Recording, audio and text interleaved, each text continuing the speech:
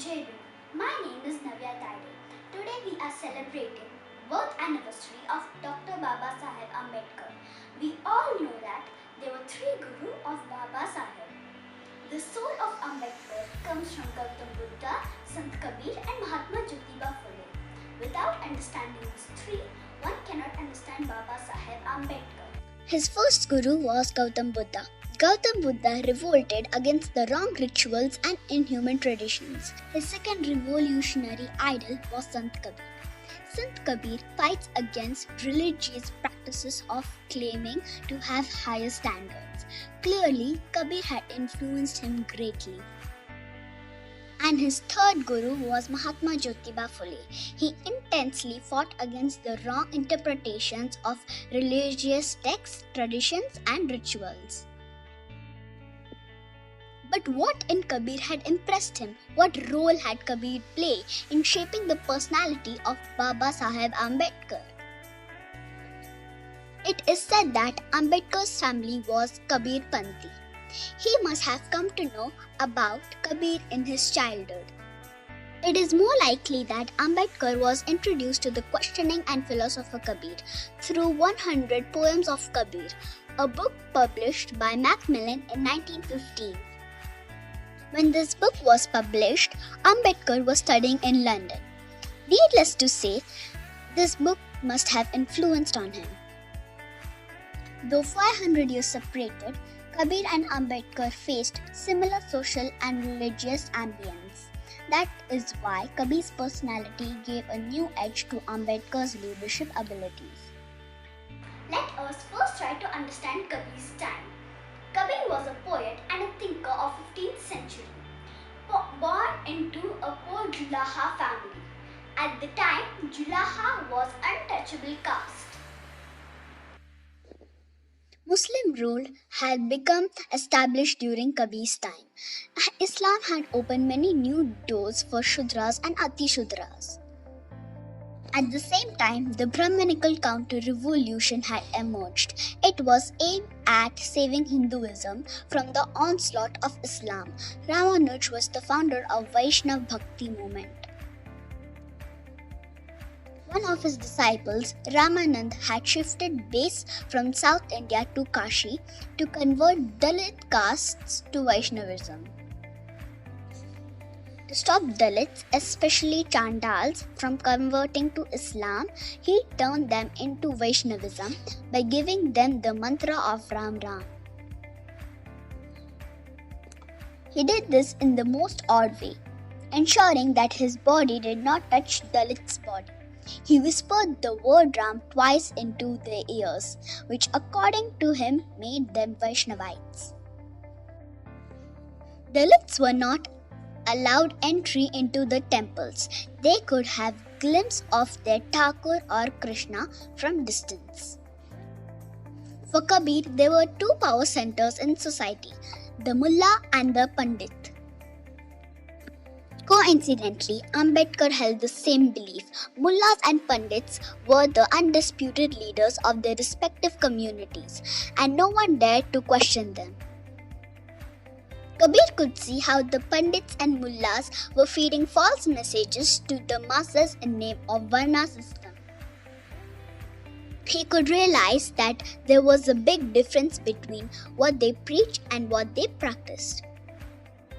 Kabir could see that the Mullahs and Pandits were not only ruling the material force, but also ruling the intellectual force of society.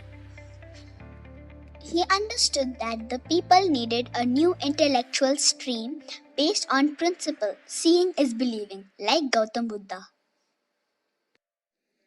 Kabir held dialogues with both the Mullahs and the Pandits, but without success, so he turned to the principle of neither Hindu nor Muslim.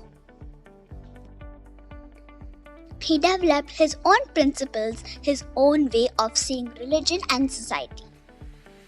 Kabir then came up with the revolutionary concept of Nirgun, meaning attributeless, that preventing against the belief in the Varna system and in the other world. He realized that no revolution is possible without abandoning false rituals. This aspect of Kabir's thought influenced Dr. Babasaheb Ambedkar.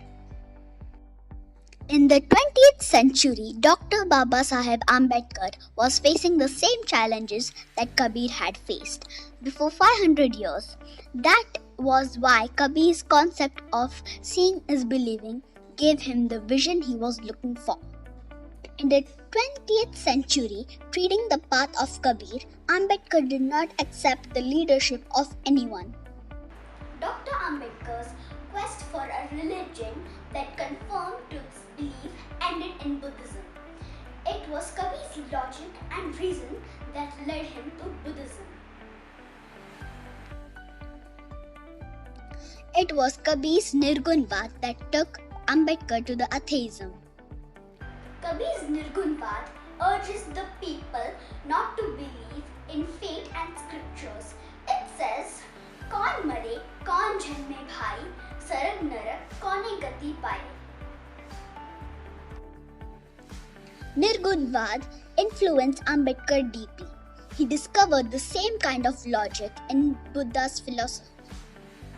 Babasaheb saw in the following verse of Kabir the preaching of Buddha, in which Buddha had stressed on realized knowledge rather than scripturalism.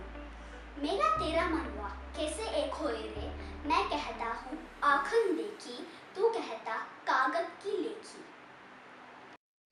This verse of Kabir was the foundation of Ambedkar's political leadership, using which Ambedkar brought Gandhi and Congress face to face with socio-economic status of Dalits.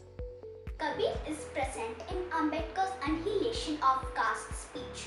From the beginning to the end, the impossible to deny logic uses the speech by Ambedkar to attack the caste and the Varna system may make one feel that 500 years after, Kabir was speaking in his new avatar. Kabir would argue, when the God does not have any Varna, how can men have one? Kabir had no patience for people who were proud about Brahma but thought of humans not as humans but as Shudras. Ambedkar said that no caste is pure, as there was a mixture of alien blood among all four Varna.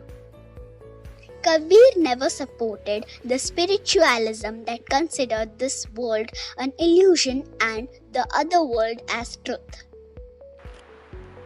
For Ambedkar, social justice was the standard for any philosophy or spiritualism. This touchstone had three parameters: liberty, equality, and fraternity. He tested all religion on this touchstone and discovered that all religion failed in it. Kabir's emphasis